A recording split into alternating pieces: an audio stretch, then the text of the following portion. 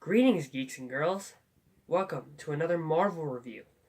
Today we're going to continue with the series and move on to Spider-Man 2. The reason I'm not as enthused as I would hope to be is because I'm not feeling too well. But one thing I wanted to get out of the way is I got a new setup. Look at that. My new bed is too tall to show this camera, so I found a place to put the tripod, and now I think this looks better. What do you guys think? Let me know in the comments.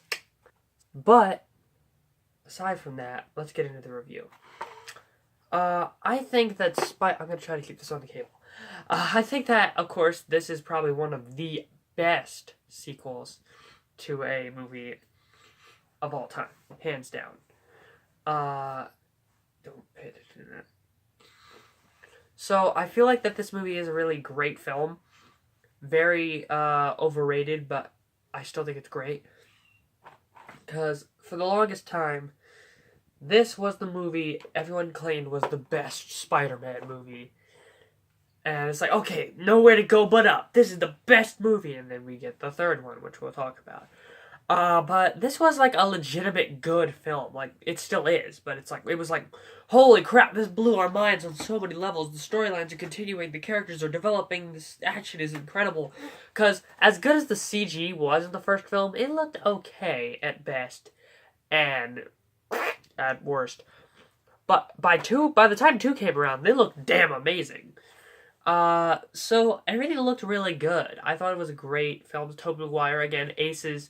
Better than the first film, I think. He did a greater job here than he did in the original. That's only my eyes.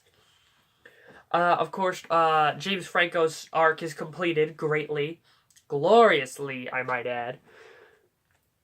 And, of course, as bad as Kristen Dunst was in the first film, and I like how they tried to give her an arc idea in this film. Like, I'm tired of you, okay? Pete, you're never here for me. I'm gonna go off and marry Neil Armstrong over here. But at the end, she realizes why he had to do all those things, and then she realized that she was doing it for him.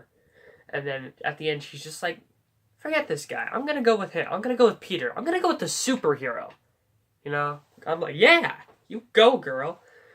Of course, one of my favorite castings in superhero movie history is, I forget the actor's name, but he did a great job as Dr. Octopus. Probably one of my favorite actors to play a Spider-Man villain.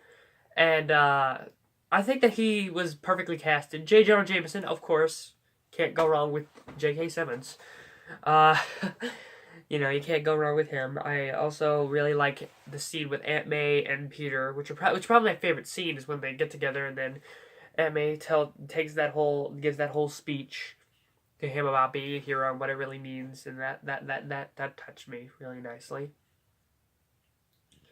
And the only thing I really think I have to say else about this film is I think my favorite scene, which probably, if I had to pick a favorite scene, it would have to be the train sequence. Because after that scene was over, I felt like I needed a nap. I was like, oh, Jesus.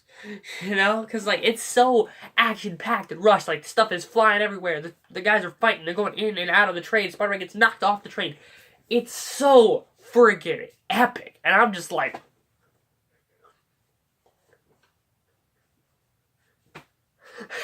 just like going nuts. Like, what is happening? So, 5 out of 5. Hands down. I think this is probably the best of the Spider-Man trilogy. Hands down. I think everyone does. But I want to hear from you guys. What is your favorite part of this movie, and what would you rank it? Leave it in the comments below. And of course, leave a like if you do enjoy this series, which a lot of people cavish about, and subscribe. I make these videos every weekend, and I make, well, every weekend is kind of a, and I make other nerdy videos almost every year, because that's how long it takes for me to make a review.